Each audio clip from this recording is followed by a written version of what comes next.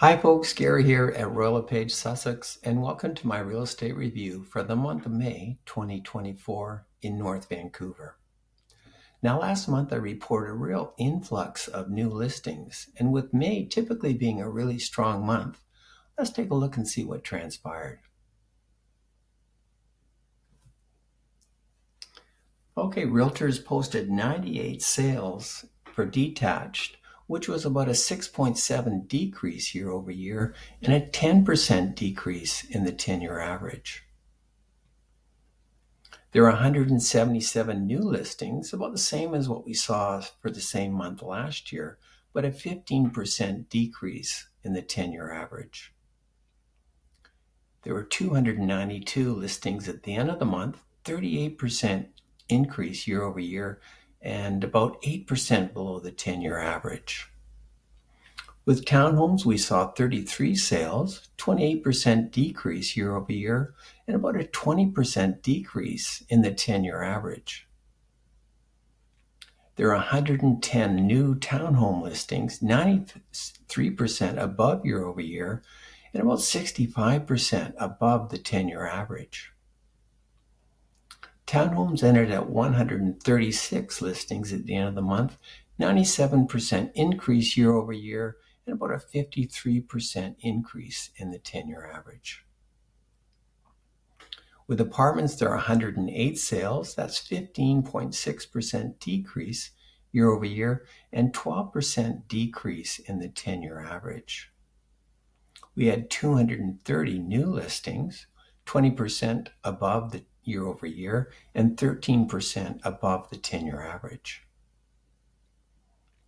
And with listing inventory, 336 listings, 44% increase year over year, and 12% above the 10-year average. All right, so next we'll take a look at the sales to active listings ratio.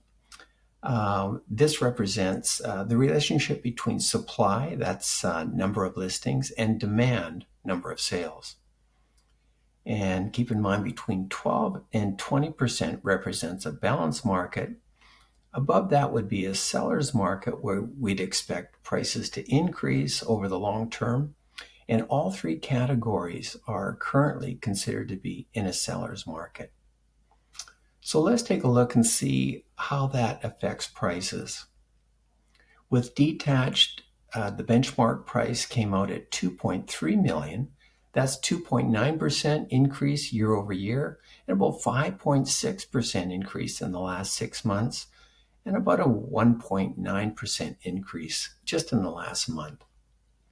For townhomes, the benchmark price was about 1.426. That was a 10% increase in the last year, 6.1% increase in the last 6 months, and about 2.8% increase in the past month. And then finally, with apartments, the benchmark price was just under $824,000. That was a 3.7% increase in the year over year, 3.3% in the last 6 months, and pretty flat in the last month. Okay, so there you have it. Sales were mild for the month of May, and we can see that the number of listings are increasing. So next, I'm just going to quickly take a look at what Andrew Lee, the Director of Economics, had to say. And he said it's a natural inclination to chalk these trends up to one factor or another. But what we're seeing is a culmination of factors influencing buyer and seller decisions in the marketplace right now. It's everything from higher borrowing costs to worries about the economy to policy interventions imposed by various levels of government. So I really have to agree. A 0.25% decrease in interest rates that we saw last month really doesn't amount to that much. For borrowers or homeowners, that would be about $15 for every $100,000 borrowed. That'd be on a variable mortgage. Or for buyers, that would represent about increase in buying power between $25,000 and $60,000. So not that big overall, but really it's a psychological factor that plays into the marketplace, which can be huge. In fact, last year when we just saw the interest rate hikes stopping, that caused a great influx of activity in the marketplace. So it can be huge. Either way, we'll take a close look at it next month. So until next time, I'm Gary, and take care.